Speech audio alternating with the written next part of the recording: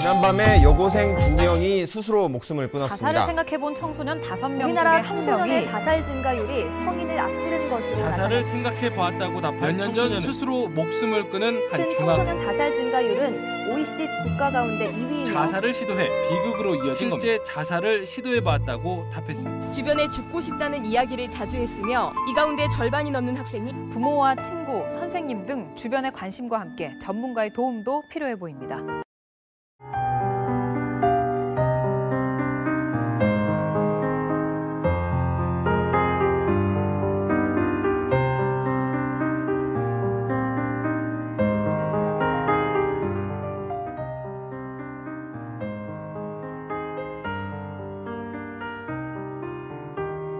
자, 지금까지 우리들이 학생들의 위기를 어떻게 알아차리고 인식할 것인가 하는 것, 그리고 위기의 학생이 있다면 어떻게 개입할 것인가, 어떻게 듣고, 어떻게 말하고, 어떻게 물으며, 또한 어떻게 설득할 것인가에 대해서 알아봤습니다. 이제 우리는 그 위기가 얼마나 심각한 것인지, 또 우리가 알아야 할 학생들이 갖고 있는 내적, 외적 자원은 어떤 것인지 알 수 있게 되었습니다. 학교 현장에서 선생님들이 이렇게 개입하신다면 이런 과정만으로도 아마도 많은 학생들의 위기가 해소될 수 있을 것입니다. 그런 경우는 일반적인 상황이라고 할 수 있겠죠. 그러나 그것으로 충분하지 않은, 특별히 의뢰해야 되는 상황에 처한 학생들이 있을 수 있습니다. 그런 경우 우리는 리퍼, 반드시 전문기관 혹은 다른 도움을 주는 조력자들과 협력을 해야 됩니다. 그런 특별한 위기라는 것을 대체로 이렇게 정리해 볼 수 있을 것 같습니다. 첫 번째, 위기 자체가 매우 복합적이고 대단히 위중할 때입니다. 둘째, 심각한 자살 시도가 있을 때, 그런 경력이 있는 학생이 있을 때입니다. 세 번째는 본인의 정신과적인 장애가 의심되는 경우입니다. 학생 본인의 정신과적 장애가 의심되거나 또는 학생의 가족 중에, 중요한 가족 중에 심한 정신과적인 장애를 앓고 있는 가족이 있는 경우입니다.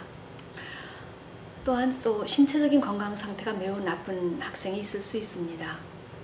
또 사회적인 지지체계, 그 학생을 둘러싼 환경 자체가 매우 취약할 때가 있습니다. 이와 같은 상황이라면 그 학생은 다른 선생님들과 협력하면서 가족을 비롯한 사회의 다른 체계에 알리고 또 다른 기관의 협력을 받아서 조력을 얻어내야 되는 것이 의뢰의 과정이라고 하겠습니다. 기억해 주셔야 할 것은 전문화된 사회에서는 리퍼할 준비가 되어야 하고 또한 다른 기관들은 리퍼를 받을 준비가 되어야 합니다. 적절하게 리퍼하는 것 역시 책임감 있는 전문성의 하나라고 하겠지요. 특별히 앞서 말씀드린 그러한 심각한 위기 사례들이 발견된다면, 그것이 관찰된다면 긴급하고도 단호하게 대처해 주실 것을 당부드립니다. 지금부터 리퍼에 대해서 알아보겠습니다.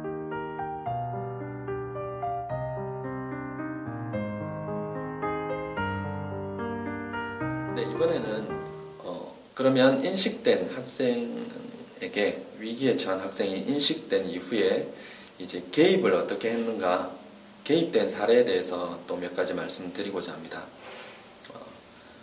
한 학생이 그렇게 자살 시도 그리고 자살 생각을 한 게 인식이 되었을 때 저희에게까지, 의뢰되기까지 개입을 하셨는데 개입이 잘 된 사례가 하나 있습니다. 부산에 있는 모 고등학교 학교 선생님의 사례인데요. 그 선생님이 그 학생의 자살 생각, 자살 시도가 인지되자마자 그 학생을 만나서 깊은 면담을 하고, 그날 당일날 깊은 면담을 하고 그 학생이 가진 문제를 다 파악해서 그 문제를 가지고 학교의 그 안전생활 부장 선생님과 일단 또 1대1 면담을 하고 또 학교에서 안전위원회 같은 게 있었나 봅니다. 그 사례회의를 열어서 그 학생에 대해서 어떻게 케어하고 어떻게 도와줄까, 그리고 어디까지 도와줄 것이며 우리가 할 수 있는 것은 무엇이고 우리가 할 수 없는 부분은 무엇인가, 그러나 학생에게는 필요한데 우리 학교에서 할 수 없는 부분은 어떻게 할 것인가, 전문기관에 의뢰를 하든지 도움기관을 찾아서 한번 연결해보자 하고 플래닝을 다 해서 저희에게 개인상담 의뢰가 왔던 그런 사례였습니다. 그 학생은 그래서 몇 회기 개인상담을 받으면서 그 위기를 좀 무난히 잘 넘겼던 그런 사례가 있습니다. 그리고 또 하나의 개입 사례가 있는데요. 이거는 학교가 아니라 부모님이 학생의 자기 자녀의 유서를 발견했던 사례입니다.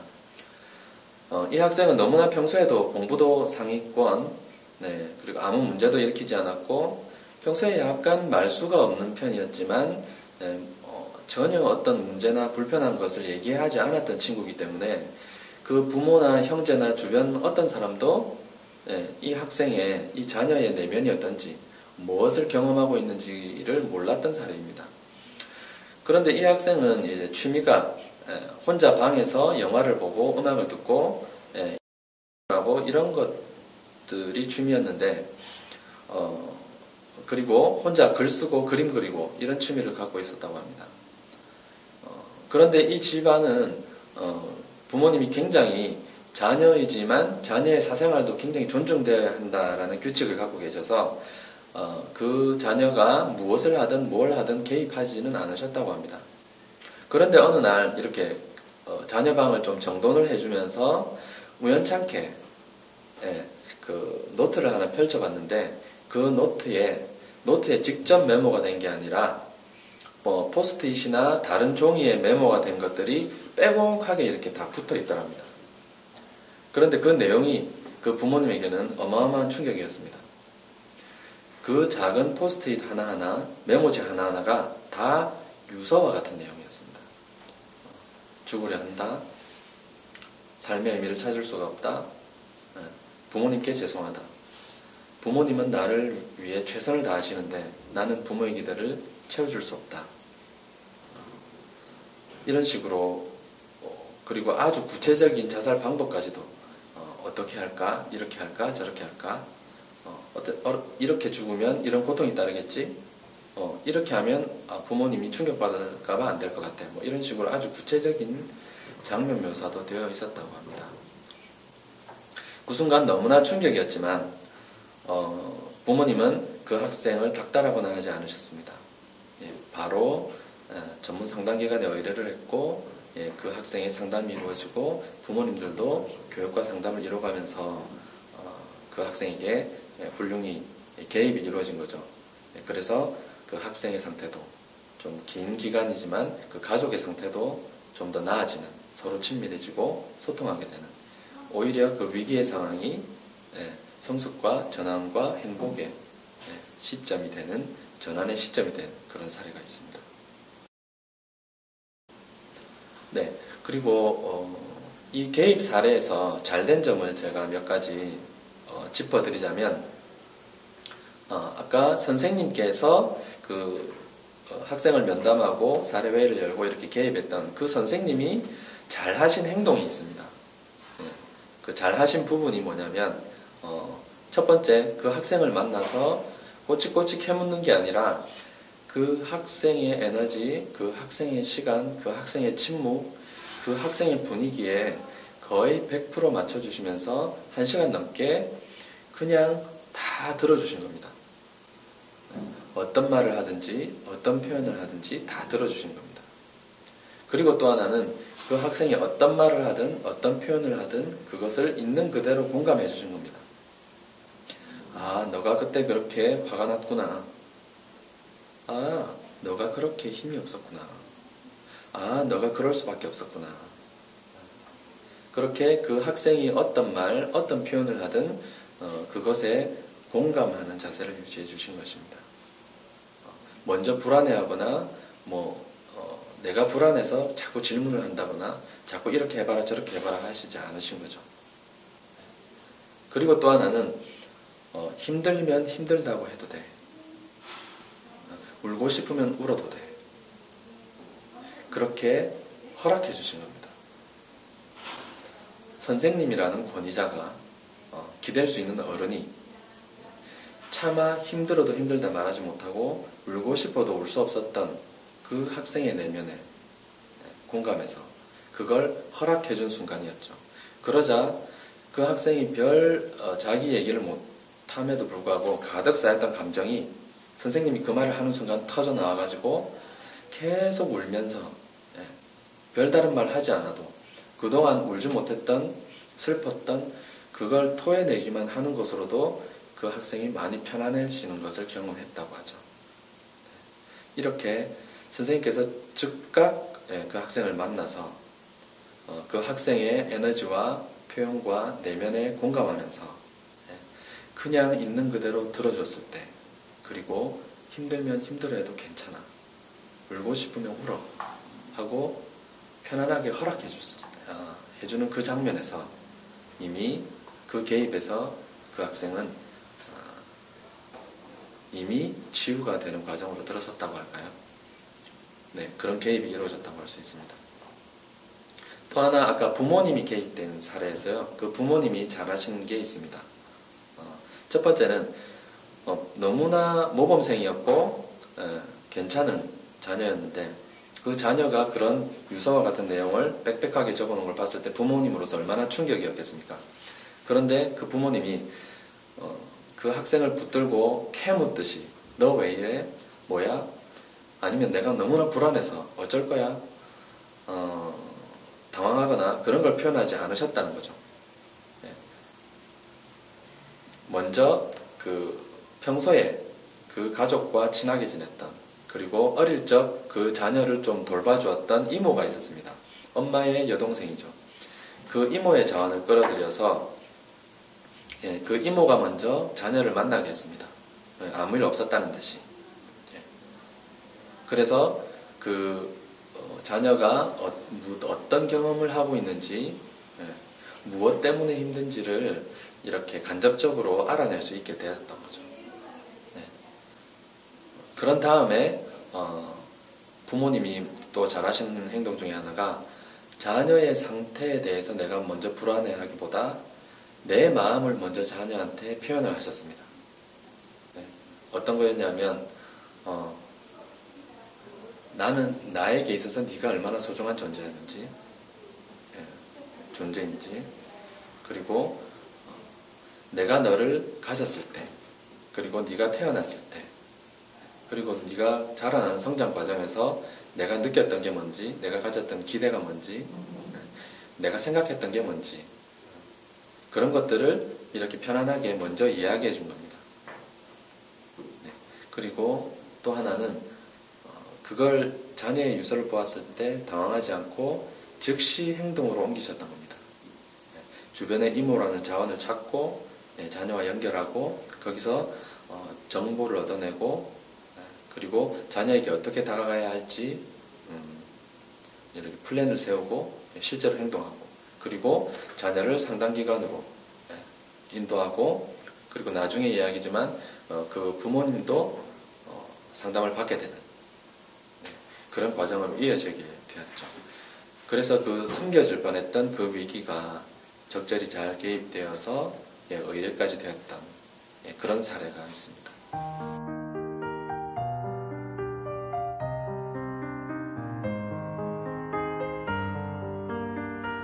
제가 만난 구체적인 사례들, 경험들을 의뢰해야 되는 경우에 맞춰서 몇 가지 말씀드리려고 합니다.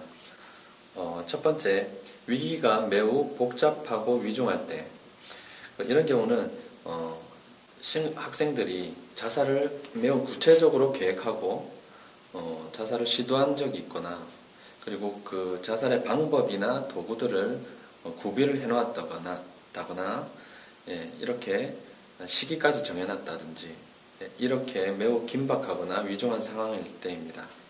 실제로 제가 만나본 상담을 해본 학생들의 사례에서 약을 모아놓는다든지 친구들과 이번 여행을 마지막으로 아버지의 기일날 기일이 만약 2월 20일이면 기일을 보내고 아버지의 묘소에서 보내고 2월 21일 날 어디서 어떻게 하겠다라고 메시지를 남겨놓기도 했고요. 실제로 자살을 시도했으나 이제 실제로 죽지 않은 사례의 학생에서도 그 학생이 고등학생이 어떻게 했는지 모르겠습니다. 인터넷으로 가능한가 본데요. 엄마 명의로 자동차를 빌렸습니다. 자동차를 빌려서 연예인들이 하는 것처럼 그 차 안에다가 그 번개탄이라고 하죠. 그걸 피우고 술도 마시고 그렇게 해서 시도를 했던 그런 사례도 있었습니다. 이렇게 좀 사례가 위중하거나 긴박할 때는 반드시 타기관에 의뢰를 해야 되고, 만약에 그 시도 자체가 매우 지금 위급하거나 지금 당장 구조가 필요한 경우에는 의뢰기관을 떠나서 119나 112 이렇게 긴급한 구조가 필요한, 그리고 그 학생의 휴대폰이 있다면 바로 위치 파악이 가능한 그 개인 위치 파악이 가능한 기관 112나 119 이런 응급기관에 바로 연락하셔서 우선 구조하는 일이 필요하겠습니다. 그리고 또 하나 위기가 매우 복잡할 때는요, 매우 심각한 가족 문제를 사실은 가지고 있을 때를 많이 만납니다.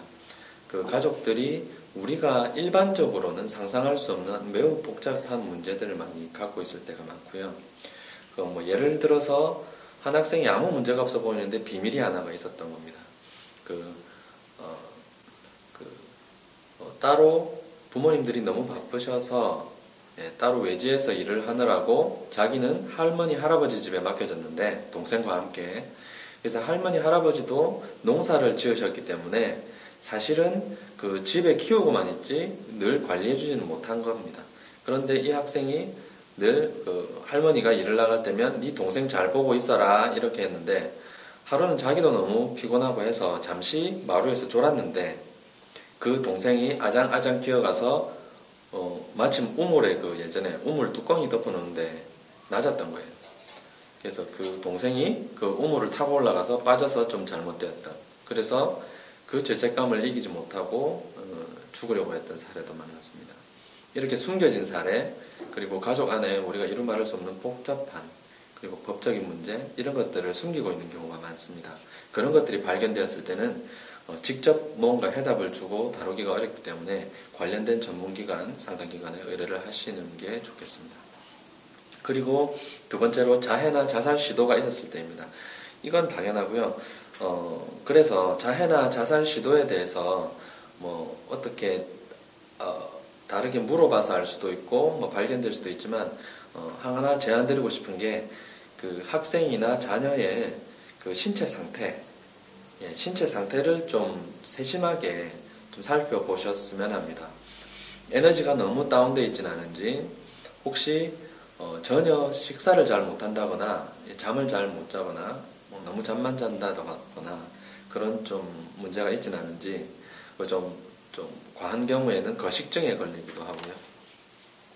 그리고 혹시나 이렇게 자꾸 신체의 어느 부위를 숨긴다든지 안 보이던 흉터가 보인다든지 이렇게 그 학생의 신체 상태, 에너지 상태에 대해서 평소에 약간만 더 머물러서 좀 세심하게 관찰하시면 그 자해나 자살 시도를 한 학생들의 위기가 조금은 더 잘 인지되지 않을까.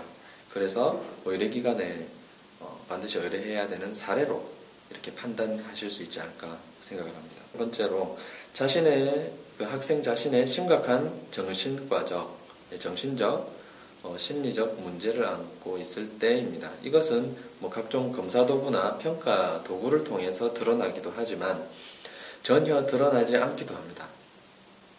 요즘은 학생들이 많은 검사를 대보고 접해보기 때문에 그것을 피해가는 방법도 알고 있고요. 또 그리고 이 학생들이 평소에 오늘은 상태가 좋았다가 내일은 굉장히 안 좋았다가, 이렇게 좋았다가 안 좋았다가가 이렇게 편차가 있습니다. 그러니까 좋았을 때는 검사를 하면 괜찮게 나오는 거예요. 그래서 검사지나 평가지만 의지할 수는 없고요.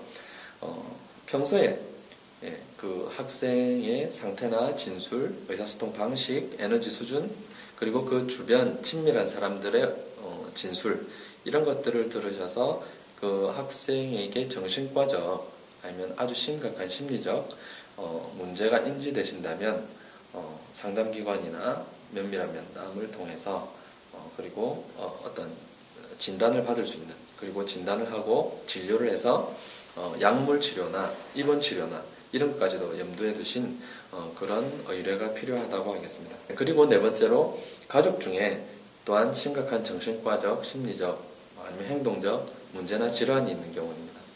제가 만난 많은 사례에서 그 학생들이 가진 문제는 그 가족 안에서 뿌리를 두고 있는 경우가 많습니다.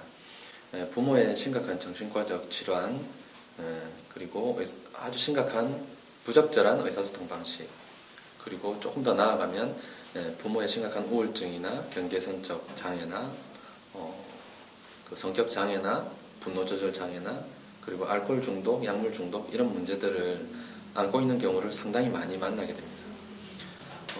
제가 만난 한 사례에서 한 학생은요, 지금 아무 문제가 없어 보이는데 경제적으로도 문제가 없고 학교도 그럭저럭 적응을 잘 하고 있고 주변의 평가도 그렇게 나쁘지 않았는데 학생은 뭔가 계속 죽음만 생각나는, 죽고 싶다라는 느낌만 있는 학생이었습니다. 근데 그 원인을 찾아 들어가 보니까 이 어머니께서, 학생의 어머니께서 아주 심각한 우울증을 앓고 계셨습니다.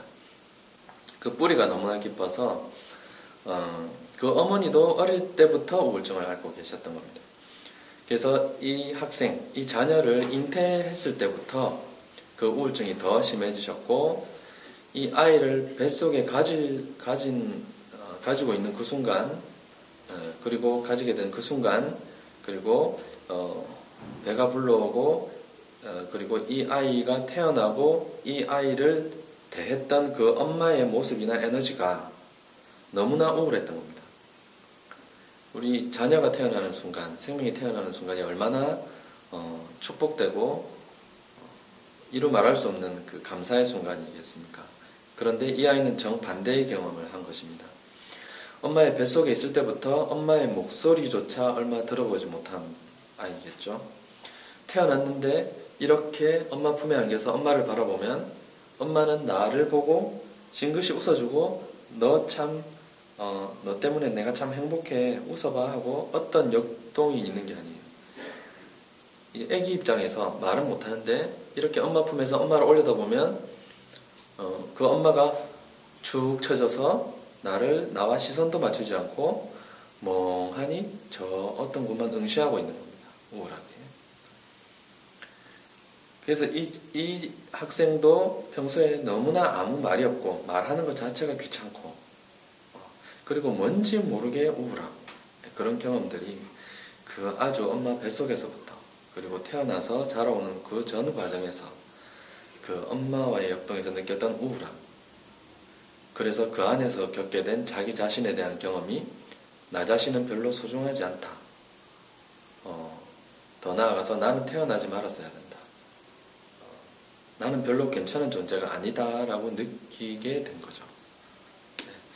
이렇게 부모의 정신과적 문제, 심리적 문제가 자식에게, 자녀에게 고스란히 연결되는 것을 많이 경험할 수 있습니다. 그리고 다섯 번째로, 그리고 학생의 신체적인 건강 상태가 매우 나쁠 때입니다. 그 개선을 바라기 힘든 정도의 질병, 그리고 아주 위중한 질병을 앓고 있는 경우에 그 질병이 또 더군다나 더욱 나에게 고통을 줄 때, 그리고 또 하나 내가 이렇게 아픔으로 인해서, 내가 질병을 가짐으로 인해서 집안에 짐이 되고 더 나아가 어른들은 내 자녀에게 짐이 될까봐 그런 선택을 하시는 경우도 계시죠. 마찬가지로 자라나는 학생들도 내가 이렇게 힘든 질병을 안고 있음으로 해서 내 가족, 내 부모님들이 힘들어지는 이런 것까지도 생각하게 되죠. 그럴 때 깊은 죄책감이나 그런 걸 가질 수도 있고요.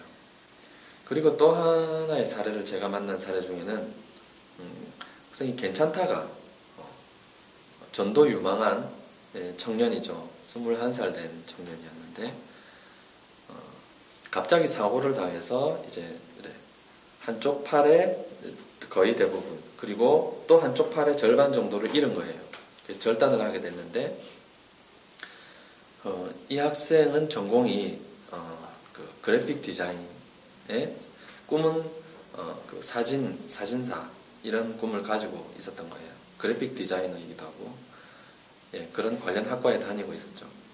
이런 꿈을 가지고 있는 자신이 갑자기 사고를 당해서 그 양팔을 잃게 되자 물에 빠져서 자살을 시도했던 이런 학생이 있었습니다.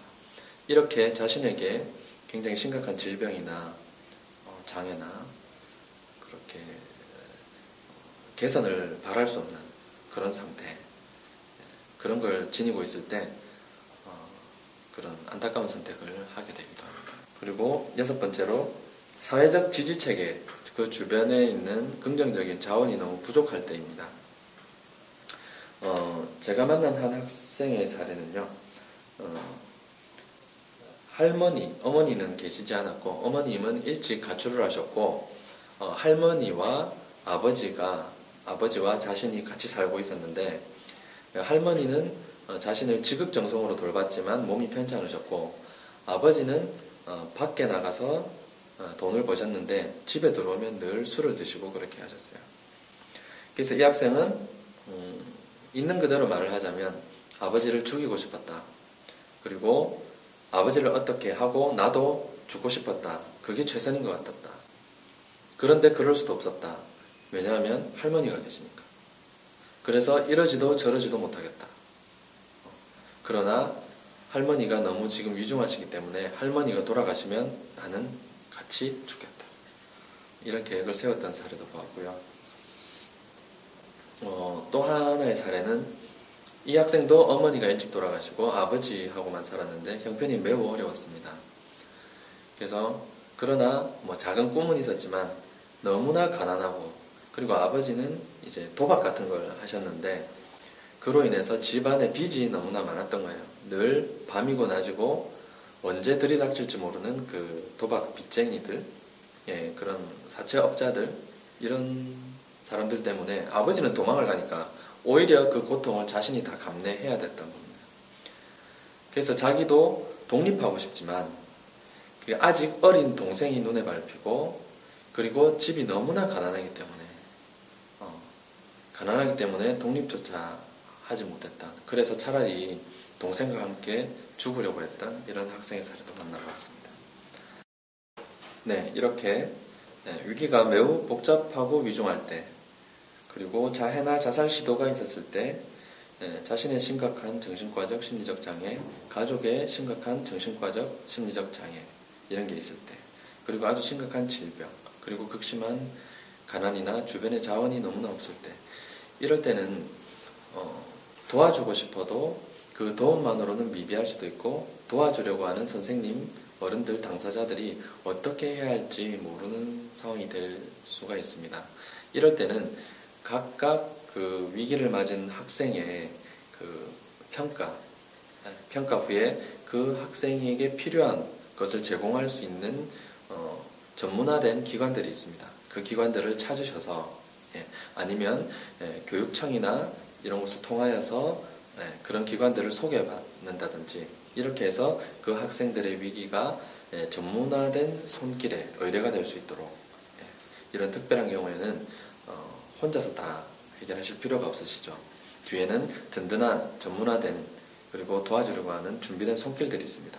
그런 기관들을 꼭 찾으셔서 의뢰할 수 있는, 의뢰하기까지 선생님들이 개입할 수 있는 그런 노력들을 해주셨으면 합니다.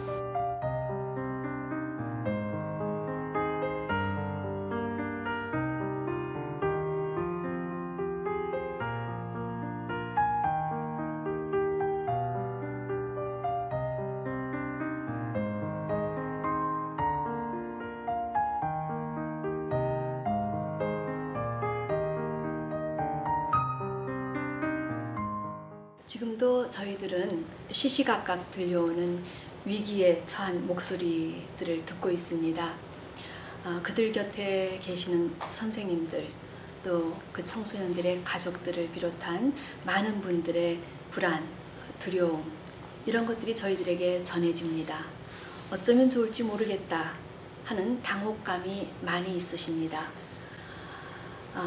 리퍼한다, 의뢰한다고 하는 것에는 그래서 또 다른 의미가 있습니다.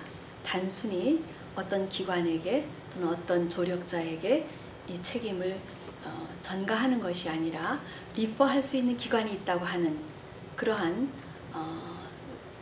가능성을 우리들이 이해하고 그것에 대한 확신을 갖는다는 것이죠. 도움을 줘야 되는 존재가 나 혼자만이 아니라고 하는 상담자로서의 심리적인 안정감을 리퍼라고 하는 활동을 통해서 우리가 여유를 가질 수가 있습니다. 이러한 심리적인 안정감, 여유를 갖고 학생들을 돌보신다는 것은 매우 중요합니다. 그러한 여유가 있을 때 비로소 AIR 전체가 의미 있게 진행이 될 수 있겠습니다. 선생님들에게는 이미 많은 동료 교사들이 계시고 또 학교 현장을 넘어서서도 많은 기관과 협력하기 위해 많은 기관들이 학교 현장과 협력하기 위해 일하고 있습니다. 선생님들은 혼자가 아니십니다. 선생님들이 스스로 더 여유를 가질 수 있도록 마음의 준비를 하시고 리퍼에 대해서 더 큰 이해를 가지셨으면 좋겠습니다.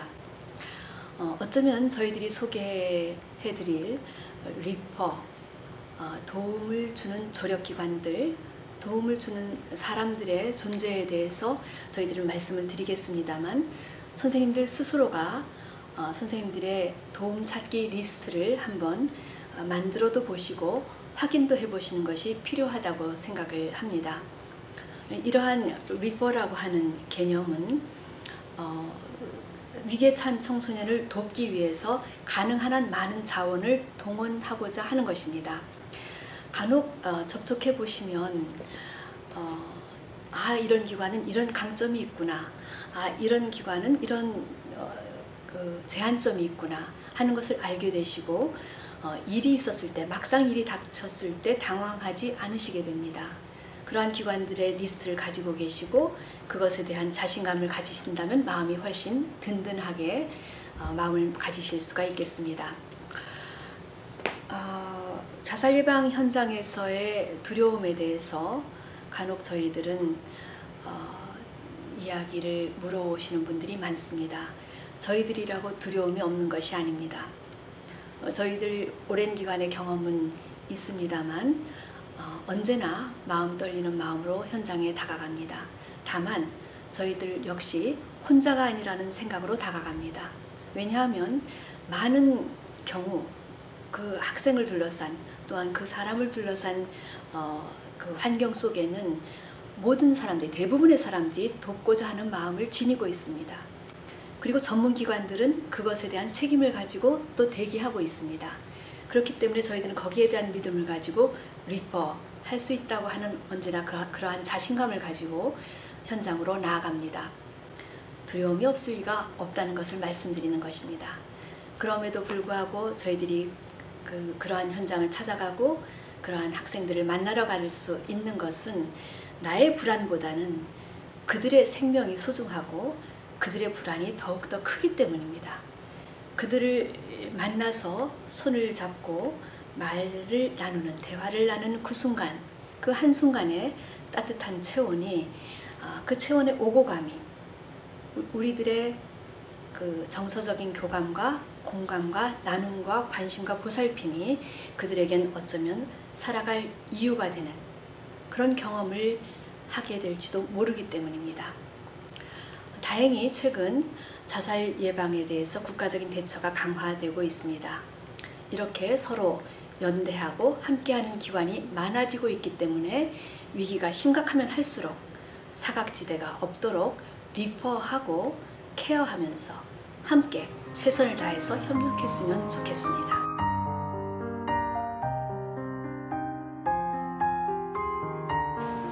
지금까지 AIR 공기처럼 신속하고 가볍고 그리고 익숙하게 위기에 처한 청소년들에게 다가가는 방법에 대해서 여러분과 함께 나누어 보았습니다. 문득 그 위기에 처한 아이들을 때로는 마지막을 생각하고 있는 아이들을 떠올리면 저희들은 얘네들이 굉장히 멀어져 가고 있구나, 나하고 굉장히 멀리 떨어져 있다 라고 하는 느낌을 받을 때가 참 많습니다. 그 학생들은, 그 아이들은 모든 것과 멀어져 가고 있기 때문에 먼저 다가올 생각을 하지 않습니다. 아마 이야기를 나눌 이유조차 찾지 못할지도 모르겠습니다. 그럴 때 선생님들은 A. awareness, 그것을 알아채시고 intervention, I. 개입하셔야 됩니다. 그 아이들은 모든 것에서 마음을 떼고 나와는 다른 존재, 나와는 먼 존재라는 것으로 느끼기 때문에 선생님들한테 또는 도움을 찾는 기관에 선뜻 손을 내밀지 않습니다. 우리들이 준비된 기관이고 많은 것을 학생들과 함께 나누기도 하고 게이트키퍼 교육도 하고 동료 상담 프로그램도 하고 어떻게 도움을 청해라 라고 얘기를 하지만 그 아이들은 선뜻 도움 찾기 기관에 손을 내밀지 않습니다. 많은 경우 그 아이들을 발견한 친구들이 알려주는 경우가 많습니다. 어쩌면 그 아이들이 제자리를 찾아갈 힘과 용기를 잃고 포기한 상태일지도 모르기 때문에 우리들은 지금 이 순간에도 그들의 도움 찾는 신호가, 그들이 도움을 요청하는 위기의 구조 신호가 우리에게 잘 수신되지 않을 수도 있습니다. 선생님들께서 A. awareness를 잘 활용하셔서 위기에 처한 청소년이 없는지 혹은 있다면 그 아이는 어떤 모양으로 우리 학교에서 지금 살아가고 있는지 파악하시고 함께 해주셨으면 좋겠습니다. 그들이 대체 왜 이렇게 됐을까? 우리가 비판하고 한탄하고 하는 시각은 잠시 보류해 두실 수밖에 없는 위기 상황 속에 그 아이들은 있습니다. 그저 내 주변에 멀어지고 있는 아이들이 없는지, 혹시 있는지, 있다면 어디쯤 가고 있는지, 어떤 상태로 있는지 주목해서 봐주셨으면 좋겠습니다. 발견되었다면 우리가 먼저 다가가서 손을 맞잡고 그들의 목소리를 듣고 또 들으려고 하시고 그리고 물어보고 설득하는 작업, AIR의 과정을 이어가셨으면 좋겠습니다. AIR은 자살을 예방하고자 하는 구조적인 프로그램입니다만은 우리가 건강을 유지하면서 살기 위해서 필요한 어쩌면 보편적인 요소가 담긴 것입니다. 두 마디로 요약할 수 있겠습니다. 관심 기울이기 그리고 도움 주기입니다. 안타깝게도 요즘 우리 가족, 우리 사회, 우리 문화의 많은 부분에서 관심은 무시로 대치되고 도움은 비판으로 대치되는 것 같습니다. 이것을 어떻게 다시 관심 기울이기와 도움 주기로 변환시킬 수 있을까요? 지금 이 순간 AIR 프로그램, 이것을 보시는 선생님들의 약속이 실마리가 될 수 있지 않을까 생각합니다. A. awareness, 알아차리다, 인식하다. 지금 이 순간 위기에 처한 학생들이 있는지, 그 학생들이 보내는 신호가 있는지 내가 알아차리겠다. I. intervention, 개입하겠다. 지금 이 순간부터 도움이 필요한 학생들이 있다면 바로 즉시 다가갈 것이다. R. refer, 이 순간부터 도움을 주는 기관들, 도움을 주는 자원들을 알고 도움을 요청할 수 있는 전문인이 되겠다. 부산광역시 교육청과 저희 사사일반 기관의 종사자들은 선생님들이 방금 해주신 약속과 함께하면서 위기에 처한 학생들에게 도움을 제공하기 위해 늘 노력하겠습니다. 감사합니다.